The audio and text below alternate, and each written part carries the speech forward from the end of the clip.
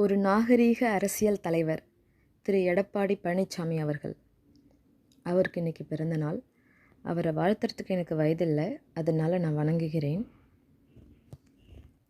அவர் தமிழ்நாட்டுக்காக நிறைய பண்ணியிருக்காரு.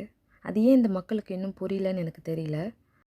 2011 2021 வரைக்கும் தமிழ்நாட்டுக்கு 17 அரசு மருத்துவக் கல்லூரிகள் கொண்டு வந்த இயக்கம் அதிமுக.